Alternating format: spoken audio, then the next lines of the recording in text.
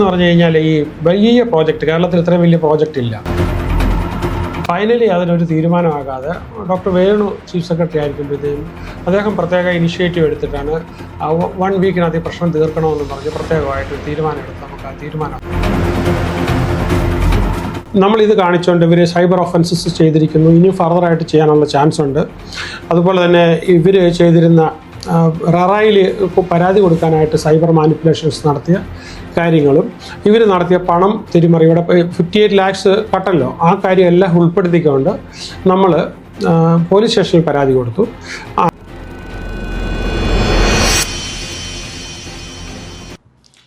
സാറേ, എന്താണ് സാറേ ഈ കാലിക്കറ്റ് റിയൽ ലൈൻ പ്രോപ്പർട്ടീസിൻ്റെ പ്രോബ്ലംസ്? അതിനകത്ത് എന്താണ് ഇഷ്യൂസ്? ഒരാൾ ഉദ്ദേശിച്ച് ഈ അടുത്ത കാലത്ത് കുറച്ച് നെഗറ്റീവ് ന്യൂസൊക്കെ അതിനെക്കുറിച്ച് വന്നതായിരിക്കും. അപ്പം ഞാനൊരു കാര്യം ചെയ്യാം, അതിപ്പം ഈ കാണുന്ന ആൾക്കാർക്കും എല്ലാവരുടെയും അറിവിന് വേണ്ടിയിട്ട് ഞാൻ അതിനെക്കുറിച്ചുള്ള എന്താണ് വസ്തുത എന്ന് പറയാം. ശരിക്കും പറഞ്ഞു കഴിഞ്ഞാൽ ഈ നമ്മുടെ പ്രോജക്റ്റിൽ ഇതിലേക്ക് നമ്മുടെ ട്രെയിനിങ് പ്രോഗ്രാമിൽ വന്നതിന് ശേഷം പല ആൾക്കാരും കൂട്ടുചേർന്ന് പല സ്ഥലത്തും സ്ഥലമെടുത്ത് അവർ കുറച്ചങ്ങോട്ട് പോകുമ്പോഴത്തേക്ക് അവിടെ ലോക്കായി കിടക്കും. അപ്പോൾ അവർ പിന്നെ കിടന്ന് കരയും. അങ്ങനെ ഒരു സാഹചര്യം നേരത്തെ മുതൽ ഉണ്ടായിക്കൊണ്ടിരുന്നപ്പോൾ ഞാൻ 2021 ഒരു വലിയ പ്രോപ്പർട്ടി വാങ്ങിച്ചതുപോലെ ഡെവലപ്പ് ചെയ്യണമെന്ന് ആഗ്രഹം വെച്ചത്. ശരിക്കും പറഞ്ഞാൽ ഞാൻ ഈ പ്രോപ്പർട്ടി ആയിട്ടുള്ള ബന്ധങ്ങളെല്ലാം മതിയാക്കിയത് 2008 എൻ്റെ പ്രോപ്പർട്ടി ഞാൻ വാങ്ങിക്കുന്നതും ഡെവലപ്പ് ചെയ്യുന്നതൊക്കെ നിർത്തിയിട്ട് ട്രെയിനിങ്ങിലേക്ക് മാത്രം ഫോക്കസ് ആയതാണ്. അപ്പോൾ അന്നേരമാണ് ഈ ആൾക്കാർക്ക്, നമ്മുടെ ആൾക്കാർക്ക് ഒരുപാട് പൈസ നഷ്ടപ്പെടുന്ന ഒരു സാഹചര്യം ഉണ്ടായപ്പോഴാണ് ഞാൻ എന്നാൽ പിന്നെ ഒരു നല്ല പ്രോപ്പർട്ടി എടുത്ത് ഡെവലപ്പ് ചെയ്യാം അങ്ങനെ ആലോചിച്ചിരിക്കുമ്പം വളരെ അപൂർവമായ ഒരു പ്രോപ്പർട്ടി, ഭയങ്കര എനർജി ഉള്ളൊരു പ്രോപ്പർട്ടി നമുക്ക് കാലിക്കറ്റ് കിട്ടി. അതിൻ്റെ ഒരു പ്രത്യേകത എന്ന് പറഞ്ഞു കഴിഞ്ഞാൽ 18 ഏക്കറാണ്. കാലിക്കറ്റ് സിറ്റിക്ക് അകത്ത് തന്നെയാണ്. എന്നാൽ അതിൻ്റെ മുകളിൽ നിന്ന് കഴിഞ്ഞാൽ നമുക്ക് എയർപോർട്ടും കാണാം, വേറൊരു സൈഡിലേക്ക് നോക്കിയാൽ സീയും കാണാം. എന്നാൽ കംപ്ലീറ്റ് ഒരുമാതിരി കാവ് പോലെ ഭയങ്കരമായ കാടായിട്ട് കിടന്നു, നൂറ്റാണ്ടുകളായിട്ട് ആരും കയറാതെ കാടായിട്ട് കിടന്നിരുന്ന ഒരു സംഭവമായിരുന്നു. അപ്പോൾ അതിന് നമുക്ക് നല്ല ഒരു വളരെ മിതമായ വിലയ്ക്ക് കിട്ടി. അതിനകത്തൊരു 1 ഏക്കർ കേസിൽപ്പെട്ട സ്ഥലം ഉണ്ടായിരുന്നു, അത് നമ്മളങ്ങ് മാറ്റിയിട്ടിട്ട് അത് കേസ് തീർന്ന എക്കാലമാണ് അപ്പം നമ്മൾ നോക്കിയാൽ മതി. ബാക്കിയുള്ള സ്ഥലം നമ്മൾ എടുത്ത് ഡെവലപ്പ് ചെയ്ത് അതിന് വേണ്ടിയിട്ട് 66 ശിഷ്യരുൾപ്പെടെ നമ്മളൊരു കമ്പനി ഉണ്ടാക്കി. ആ company real line properties private limited. ഈ കമ്പനിയാണ് നമ്മൾ അതിന് സ്ഥലത്തിന് അഡ്വാൻസ് കൊടുത്തതും വാങ്ങാനായിട്ട് നല്ല തുക എല്ലാവരിൽ നിന്നും ഒന്നിച്ചെടുത്തിട്ട് അക്കൗണ്ടിൽ കൂടെ കാശെടുത്തിട്ട് കൊടുക്കുകയും ചെയ്തത്. അതങ്ങനെ അപ്പോൾ ഈ വാങ്ങുന്ന 2 കമ്പനികൾ ഒന്നിച്ചുള്ള കമ്പനിയാണിത് വിൽക്കുന്നത്. അപ്പോൾ അവർ ററായിക്ക് കൊടുത്തു, നമ്മളതിൻ്റെ പൈസയും ബാക്കി ഡോക്യുമെൻറ്റ്സും ഒക്കെ കൊടുത്തു, അവരും കൊടുത്തു. പക്ഷേ ഇത് ഗവൺമെൻറ്റിൽ നിന്ന് ഇത് ലാൻഡ് ഡെവലപ്മെൻറ്റിന് അപ്രൂവൽ കിട്ടാനായിട്ട് നിയർലി 2 years എടുത്തു. അത് നമ്മുടെ കുറ്റം കൊണ്ടേ അല്ല, നമ്മുടെ ഭാഗത്ത് ഒരു കുറ്റവും നടന്നിട്ടില്ല. അവിടെ സംഭവിച്ചതെന്ന് പറഞ്ഞു കഴിഞ്ഞാൽ ഈ വലിയ പ്രോജക്റ്റ്, കേരളത്തിൽ ഇത്രയും വലിയ പ്രോജക്റ്റ് ഇല്ല. അപ്പോൾ അതിൻ്റെ സോയിൽ സ്റ്റെബിലിറ്റി ടെസ്റ്റ് അളക്കാനുള്ള മെഷീൻ ഗവൺമെൻറ് കയ്യിലില്ല. ഗവൺമെൻറ് ഓരോ ഭാഗത്തും അങ്ങോട്ടും ഇങ്ങോട്ടും എഴുതി ഫൈനലി അതിനൊരു തീരുമാനമാകാതെ ഡോക്ടർ വേണു ചീഫ് സെക്രട്ടറി ആയിരിക്കുമ്പോഴത്തേക്കും അദ്ദേഹം പ്രത്യേക ഇനിഷ്യേറ്റീവ് എടുത്തിട്ടാണ് 1 വീക്കിനകത്ത് ഈ പ്രശ്നം തീർക്കണമെന്ന് പറഞ്ഞ് പ്രത്യേകമായിട്ടൊരു തീരുമാനം എടുത്ത് നമുക്ക് ആ തീരുമാനം വന്നു. പക്ഷേ അന്നേരത്തേക്കും ഈ എഗ്രിമെൻ്റ് വെച്ച കാലാവധി കഴിഞ്ഞു പോയി. അപ്പം പിന്നെ ആ കാലാവധി നമ്മൾ തീരുന്നതിന് മുമ്പ് എഴുതിയെടുക്കണം. അപ്പം നമ്മുടെ കൊച്ചിയിലുള്ള ലീഗൽ ടീം അവർ വിശദമായിട്ട് പഠിച്ചിട്ട് നമുക്കൊരു അഡ്വൈസ് തന്നു. ഈ പ്രോപ്പർട്ടി നമ്മൾ ഡെവലപ്പ് ചെയ്ത് ശരിക്കും പറഞ്ഞു കഴിഞ്ഞാൽ ററ ഉപയോഗിക്കുന്നത് പരിചയമില്ലാത്ത ആൾക്കാർക്ക് പരസ്യം ചെയ്ത് പ്രോപ്പർട്ടി വിൽക്കുമ്പോഴാണ് ററ ആവശ്യമുള്ളത്. ഇത് മുറിച്ച് നിങ്ങൾ ഓരോരുത്തരും പ്രോപ്പർട്ടി വാങ്ങിക്കുകയാണെങ്കിൽ തൽക്കാലം ററ ഇല്ലാതെയും പോകാം. അപ്പോൾ ആദ്യം ഉണ്ടായിരുന്ന ആ സംഭവം മാറ്റി വെച്ചത് ററ വഴി ഇതെല്ലാം എടുത്ത് ഡെവലപ്പ് ചെയ്യുന്ന പരിപാടി ഉപേക്ഷിച്ചിട്ട് ഈ കമ്പനിക്കകത്തുപെട്ട ഓരോരുത്തർക്കും 8 സെൻറ്റ് വീതം മുറിച്ച് പ്രോപ്പർട്ടി കൊടുക്കുന്നൊരു സാഹചര്യം ഉണ്ടായി. അപ്പോൾ അവർക്ക് കോമൺ ഏരിയയും മറ്റു പർപ്പസും റോഡും ഇതിനെല്ലാത്തിനുമായിട്ട് 504 ഏക്കർ അത് ഒരു ട്രസ്റ്റ് രജിസ്റ്റർ ചെയ്തിട്ട് ട്രസ്റ്റിൻ്റെ പേരിൽ ഉണ്ടാക്കി. അപ്പോൾ ആ ട്രസ്റ്റ് ഭരിച്ചുകൊണ്ടിരിക്കുന്നത് ഇതിനകത്ത് തന്നെ പെട്ട എല്ലാ കാര്യങ്ങൾക്കും മുന്നിൽ നിൽക്കുന്ന 8-10 പേരാണ്. അവരുടെ ഒരു ഇതനുസരിച്ച് അപ്പോൾ അവർ തമ്മിൽ തർക്കം ഉണ്ടെങ്കിൽ ചെയർമാൻ എന്ന നിലയിൽ ഞാനത് പരിഹരിക്കേണ്ട ആവശ്യം മാത്രമേ ഉള്ളൂ. അല്ലാതെ ഞാനല്ല ഈ പ്രോജക്റ്റിൻ്റെ ഓണർ, ഞാനല്ല ഈ പ്രോജക്റ്റ് നടത്തുന്ന ആൾ. അപ്പോൾ എൻ്റെ സ്റ്റുഡൻസ് ആയതുകൊണ്ട് എൻ്റെ ഒരു കാര്യങ്ങൾ, എൻ്റെ ഒരു അറിവും കൂടെ അതിനകത്ത് ഉപയോഗിച്ചു. പക്ഷേ ഇത് ഉപയോഗിക്കാനായിട്ട് നമ്മൾ എന്താ ചോദിച്ചാൽ ആർക്കിടെക്റ്റ് ഡോക്ടർ ശങ്കർ ലോകപ്രശസ്തനാണല്ലോ, അദ്ദേഹത്തിൻ്റെ സേവനം എടുത്തു. അതുപോലെ തന്നെ ഒരു മുതിർന്ന ആർക്കിടെക്റ്റ് ധർമ്മകീർത്തിയുടെ സേവനം എടുത്തു. അപ്പോൾ ഇവർ രണ്ടുപേരും നമ്മുടെ മൊത്തം പ്ലാൻ അവരുടെ കമ്പ്യൂട്ടറിൽ കിടക്കുക. എപ്പോൾ ചോദിച്ചാൽ അവരുടെ അഡ്വൈസ് വെച്ചിട്ട് മാത്രമേ നമ്മൾ എന്തെങ്കിലും ചെയ്യുള്ളൂ. അതുകൂടാതെ ഇത് വളരെ പ്രോപ്പറായിട്ട് ചെയ്യാനായിട്ട് ബിൽഡിംഗ് റിസർച്ച് ഇൻസ്റ്റിറ്റ്യൂട്ട് ഓഫ് ഇന്ത്യയുടെ റൂർക്കി അവിടെ നിന്നുള്ള സയൻറ്റിസ്റ്റുകൾ വന്ന് അവരും അഡ്വൈസ് ചെയ്തു. അഡീഷണലായിട്ട് നമ്മൾ മുംബൈ IIT എന്നുള്ള കൺസൾട്ടൻസി എടുത്തു. അപ്പോൾ അങ്ങനെ ടെക്നിക്കലി നമ്മൾ കൺസൾട്ടൻസി എടുത്തു, ലോയേഴ്സിൻ്റെ കൺസൾട്ടൻസിയൊക്കെ എടുത്തതിന് ശേഷമാണ് നമ്മൾ ഈ കാടെല്ലാം വെട്ടിത്തെളിച്ച് നല്ല പൂർണ്ണമായിട്ട് അവിടെ റോഡും ഒക്കെ ഇട്ട് പിന്നെ അങ്ങനെ വന്നപ്പോഴത്തേക്കാണ് പിന്നീട് നമുക്ക് 8 സെൻറ്റ് വെച്ച് മുറിച്ച് കൊടുക്കാനേ പറ്റുമെന്ന അവസ്ഥ വന്നപ്പം നമ്മളൊരു വലിയ പ്രോജക്റ്റ് എന്ന് പറഞ്ഞ പരിപാടി നടക്കാത്തത് കൊണ്ട്, സർക്കാരിൻ്റെ പ്രശ്നം കൊണ്ട് തന്നെയാണ് നടക്കാത്തത് കൊണ്ട് നമ്മളത് ഉപേക്ഷിച്ചിട്ട് 8 സെൻറ്റ് വീതം ഉള്ള പ്ലോട്ടുകളായി ഷെയർ ഹോൾഡേഴ്സിന് മാത്രം, പബ്ലിക്കിന് ആർക്കും ഇല്ല, എൻ്റെ സ്റ്റുഡൻസും ഷെയർ ഹോൾഡേഴ്സുമായിട്ടുള്ളവർക്കും മാത്രം കൊടുക്കുന്ന രീതിയിൽ ഇത് നമ്മൾ ചെയ്തെടുത്തത്. സാർ ഇപ്പോൾ ഇതിൽ സാറ് എത്ര പ്രൊഫഷണൽസിൻ്റെ ഗൈഡൻസ് സാറ് എടുത്തിട്ടുണ്ട്, ഏതൊക്കെ ഏരിയയിൽ നിന്ന്? അതിപ്പോൾ ഞാൻ പറഞ്ഞ തന്നെയാണ്. ആർക്കിടെക്ട്സിൻ്റെ കാലത്ത് കിട്ടാവുന്നത് കേരളത്തിലെ ഇന്ത്യയിൽ കിട്ടാൻ പറ്റുന്ന ബെസ്റ്റ് ഇത് ടെക്നിക്കലായിട്ടുള്ളത് ഇന്ത്യയിൽ കിട്ടാവുന്ന building research institute of India, പിന്നെ ഏറ്റവും നല്ല ലോയേഴ്സ് ഇവർ, പിന്നെ അതുപോലെ തന്നെ ഈ പറഞ്ഞ മാറ്റ്ലാബ് എന്നൊക്കെ പറഞ്ഞ് ULCC അവരുടേതാണെങ്കിൽ ഇതിനകത്ത് വന്ന് ഓരോ സ്ഥലത്തും ഇങ്ങനെ 10-200 സ്ഥലത്ത് ഇങ്ങനെ കീഴ്ച്ച് ഒരുപാട് അടിയിലേക്ക് കൊണ്ടുപോയി ലാൻഡിൻ്റെ സ്ട്രക്ചർ ഇതൊക്കെ നമ്മൾ അറിയണം. അപ്പോൾ ഇത് പെട്ടെന്ന് എന്തെങ്കിലും ദോഷമുണ്ടാകും, കെട്ടിടം വെക്കാനായിട്ട് എന്തെങ്കിലും തടസ്സം ഉണ്ടാകുന്നുണ്ടോ, അങ്ങനത്തെ സോയിൽ ടെസ്റ്റും എല്ലാം നടത്തി ചെയ്യാവുന്ന ഒരു ബിൽഡിംഗ് വെക്കുമ്പോൾ അല്ലെങ്കിൽ ഒരു വലിയ ടൗൺഷിപ്പ് ഡെവലപ്പ് ചെയ്യുമ്പം നമ്മൾ ചെയ്യേണ്ട എല്ലാ പ്രൊസീജിയറും നമ്മൾ പാലിച്ചാണ് ഇത് ചെയ്തത്. അത് കഴിഞ്ഞ് പിന്നെ ഇത് ആൾക്കാരിലേക്ക് 8 സെൻറ്റ് വീതം കൊടുത്തു കഴിഞ്ഞപ്പം പിന്നെ അവിടെ ഒരു ഉടമസ്ഥനില്ല. അപ്പോൾ അവിടെ ഒരു ട്രസ്റ്റ് മാത്രമേ ഉള്ളൂ. അപ്പോൾ ട്രസ്റ്റീസ് തീരുമാനമെടുത്തിട്ട് അത് നടപ്പിലാക്കാൻ വേണ്ടിയിട്ട് ആൾക്കാരെ ഏൽപ്പിക്കും. അപ്പോൾ പുറത്തുനിന്നുള്ള കോൺട്രാക്ടേഴ്സിനെ ആയിരിക്കാം, ആരെ ഏൽപ്പിക്കാം. ആ സമയത്താണ് ഇതിനകത്ത് പ്രശ്നം ഉണ്ടായി തുടങ്ങിയത്. ഓക്കെ സാർ, ഇപ്പോൾ ഇത് സാറിൻ്റെ ഒരു 60-64 രാജ്യങ്ങളിൽ യാത്ര ചെയ്ത എക്സ്പീരിയൻസ്, എത്രയിടത്തെ റെഫറൻസുകൾ സാർ ഇപ്പോൾ ഈ ഒരു സ്വപ്ന പദ്ധതിക്ക് വേണ്ടിയിട്ട് അതിൽ ചിന്തയിലുണ്ട്? ഈ ഒരു കാര്യം ശരിക്കും പറഞ്ഞാൽ ഇത് എനിക്കൊരു മറ്റൊരു അവസരത്തിൽ പറയേണ്ട ഒരു കാര്യമാണ്. കാരണം ഞാൻ എങ്ങനെയാണ് ഈ പ്രോജക്റ്റ് വിഭാവനം ചെയ്തത്, ശരിക്കും പറഞ്ഞു കഴിഞ്ഞാൽ ഈ പ്രോപ്പർട്ടിയുടെ വിലയും അവർക്ക് എന്ത് വിലയ്ക്ക് കിട്ടി, ഇനി എന്താ അവിടെ ചെയ്യാൻ പോകുന്നതെന്നെല്ലാം വ്യക്തമായിട്ട് അറിഞ്ഞാൽ മാത്രമേ അത് പറയാൻ പറ്റുള്ളൂ.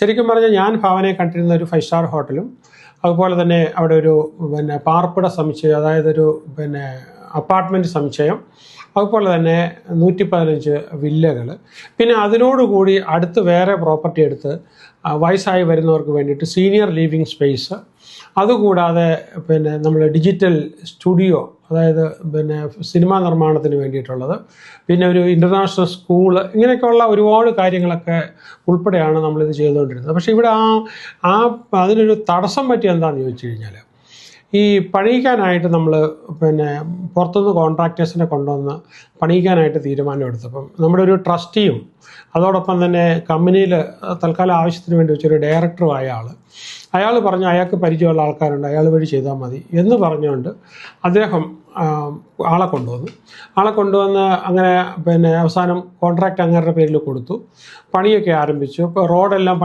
ആക്ച്വലി റോഡെല്ലാം നേരത്തെ വെട്ടിയിട്ടു, പക്ഷേ ഈ ടാറ് ചെയ്യുന്ന ജോലി മാത്രമാണ് ഇയാൾ ഏറ്റെടുത്തത്. അപ്പോൾ ആ ട്രസ്റ്റിയായ ഇദ്ദേഹം ഏറ്റെടുത്ത് ഇതെല്ലാം ചെയ്ത് അതെല്ലാതിന് ശേഷം നമ്മൾ നോക്കിയപ്പോഴത്തേക്കും നമ്മൾ അങ്ങോട്ട് കൊടുത്ത ഒരു ഇതുണ്ട്, അതായത് നമുക്കൊരു PMC ഉണ്ട്, പ്രോജക്റ്റ് മാനേജ്മെൻറ്റ് കൺസൾട്ടൻ്റ്, അവരാണ് എക്സ്പേർട്സ്. അപ്പോൾ അവർ ഏൽപ്പിച്ച് കൊടുത്തതിന് ഓരോന്നിനും എമൗണ്ട് പറഞ്ഞാണ് കൃത്യമായിട്ട് കൊടുത്തേക്കുന്നത്. അതിനെ കഴിഞ്ഞ് വളരെ കൂടുതൽ പൈസ ഇവർ ഈടാക്കി. അപ്പം നമ്മൾ ഈ എന്തിനു വേണ്ടി ചിലവാക്കിയെന്നുള്ളത്, കാരണം ഒരു ട്രസ്റ്റിൻ്റെ ഇതാണല്ലോ, നാളെ കേസും മറ്റും വരാൻ പാടില്ലല്ലോ. അപ്പം നമ്മൾ എന്ത് ചെയ്തെന്ന് ചോദിച്ചു കഴിഞ്ഞാൽ ഈ വാല്യൂറെ കൊണ്ടുവന്ന് വാല്യൂ ചെയ്ത് കഴിഞ്ഞപ്പോഴത്തേക്കും വാല്യുവേഷനും ബില്ലുകളും എല്ലാം നോക്കിയിട്ട് അവരാണ് നമ്മുടെ ശ്രദ്ധപ്പെടുത്തിയത്. ഒരു 58 ലക്ഷം രൂപയുടെ തട്ടിപ്പ് ഇതിനകത്ത് നടന്നിട്ടുണ്ട്. അത് പ്രത്യേകിച്ച് നമ്മുടെ ഒരു അവിടത്തുകാരൻ തന്നെ, അവിടെ തന്നെ ഉള്ള ഒരാൾ, അയാൾ PWD കോൺട്രാക്ടറുമാണ്, അതുകൂടാതെ നമ്മുടെ ട്രസ്റ്റിയും നമ്മുടെ ഡയറക്ടറുമായിട്ട് വന്ന ആളാണ്. അയാളാണ് എല്ലാം നടത്തിക്കൊണ്ടിരുന്നത്. ഈവൻ പ്രോപ്പർട്ടി വാങ്ങിച്ചപ്പോൾ പോലും NRIസിന് വേണ്ടിയിട്ടൊക്കെ പ്രോപ്പർട്ടി വാങ്ങിച്ചേക്കുമ്പോൾ കമ്പനിക്ക് വേണ്ടി വാങ്ങിച്ചപ്പോഴെല്ലാം അവർക്കൊക്കെ വേണ്ടിയിട്ട് ഇദ്ദേഹം ഒപ്പിട്ടാണ് വാങ്ങിച്ചേക്കുന്നത്. എല്ലാ കാര്യങ്ങളും ചിലവാക്കിയതും എല്ലാം ഇദ്ദേഹമാണ്. അപ്പോൾ ഈ 58 ലക്ഷം രൂപയുടെ ഒരു തട്ടിപ്പ് കണ്ടതോടുകൂടി, ഇത് കണ്ടുപിടിച്ചതോടുകൂടി നമ്മുടെ ട്രസ്റ്റിലെല്ലാവരും കുറച്ച് വയലൻ്റായി. അപ്പോൾ അത് ഡിസ്കഷൻ നടന്നു കഴിഞ്ഞപ്പോഴത്തേക്ക് ഇനി ഒരു വർക്ക് ഏൽപ്പിക്കേണ്ട എന്നുള്ളൊരു സംഭവം നടന്നു. അപ്പോൾ ഈ കാര്യം കണ്ടുപിടിച്ചതോടുകൂടി ഇദ്ദേഹത്തിന് ട്രസ്റ്റ് ബോർഡ് മീറ്റിങ്ങിൽ വരാൻ പറ്റാത്തൊരവസ്ഥയായി. അപ്പോൾ അങ്ങനെ ഇരിക്കുമ്പോഴത്തേക്കാണ് ഇതിന് മൊത്തം നമ്മൾ ഈ 18 ഏക്കറിന് ചുറ്റോട് ചുറ്റും മതിൽ കെട്ടി ഉയർത്തുമ്പോൾ ഏതാണ്ട് 10.5 കോടി രൂപയോളം അതിനുവേണ്ടി മാത്രമാകും. അതിന് നമ്മളൊരു പോംവഴി കണ്ടുപിടിച്ചത്, പിന്നെ അവിടെ ഈ ആർമിയൊക്കെ ചെയ്യുന്ന കൂട്ട് ചെയിൻ ലിങ്ക് ഫെൻസിങ് ചെയ്താൽ 10-25 വർഷത്തേക്ക് അതിൻ്റെ ആയുസ് കിട്ടും. ആർക്കും അതിനകത്തോട്ട് കയറാൻ പറ്റില്ല. അപ്പോൾ ആ രീതിയിൽ ഭയങ്കര സ്ട്രോങ് ആയിട്ട് ചെയിൻ ലിങ്ക് ചെയ്യാനായിട്ട്, അപ്പോൾ അതിന് വേണ്ടിയിട്ട് അദ്ദേഹത്തിൻ്റെ പേരിൽ കൊട്ടേഷൻ കൊണ്ടുവന്നു. ഇപ്പം നമ്മളത് ടാറ്റ സ്റ്റീലും ഒക്കെ ആയിട്ട് കയറി പരിശോധിച്ച് കഴിഞ്ഞപ്പോൾ അവർ അറിയിച്ചു ഈ തന്നിരിക്കുന്ന കൊട്ടേഷൻ്റെ പകുതി പോലും ആവില്ല.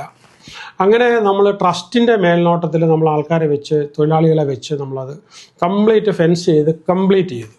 അങ്ങനെ ഫെൻസ് ചെയ്ത് കംപ്ലീറ്റ് ചെയ്ത് കഴിഞ്ഞപ്പം നമുക്കായത്, ഇപ്പോൾ ഇദ്ദേഹം എല്ലാ ചിലവും ഉൾപ്പെടെ ടാക്സ് ഉൾപ്പെടെ 1,61 ലക്ഷം രൂപ പറഞ്ഞത് നമ്മൾ വെറും 72 ലക്ഷം രൂപയ്ക്കാണ് അത് നമ്മൾ തീർത്തെടുത്തത്.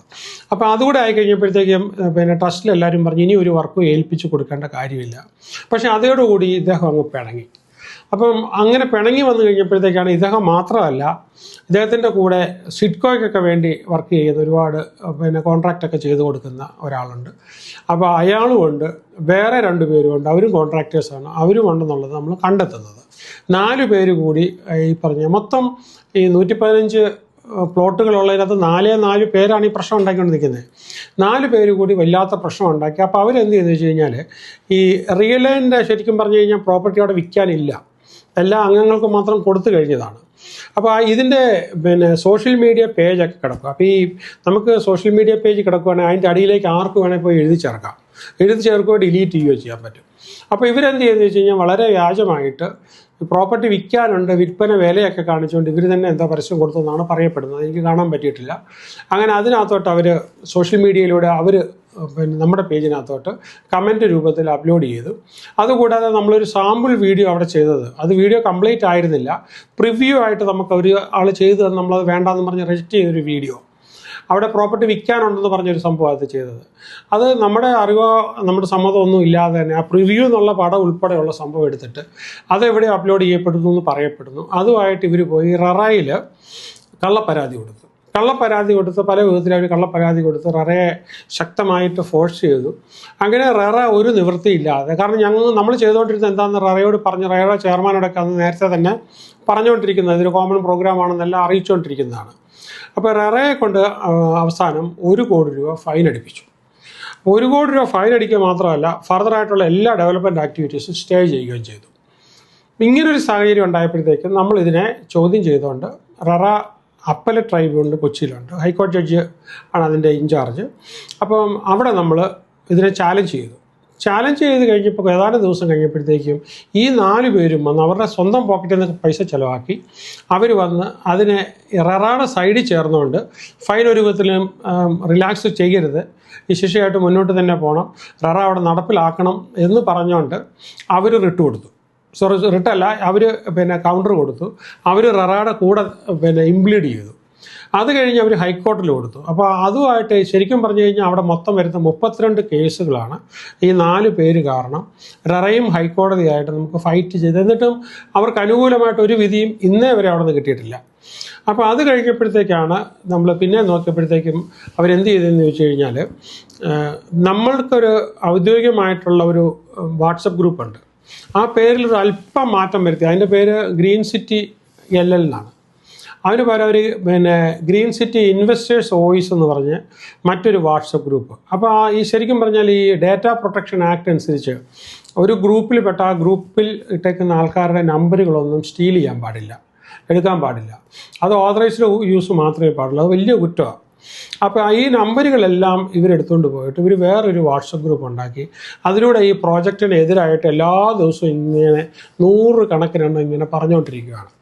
കള്ള തെളിവുകളും കള്ള എവിഡൻസുകളും എല്ലാം കൊണ്ടുവന്ന് ഈ 4 പേര് മാറി ജനത്തെ തെറ്റിദ്ധരിപ്പിച്ച്, ചുരുക്കം പറഞ്ഞു കഴിഞ്ഞാൽ ഈ പ്രോജക്റ്റ് അവർ സ്റ്റോപ്പ് ചെയ്യിച്ചു.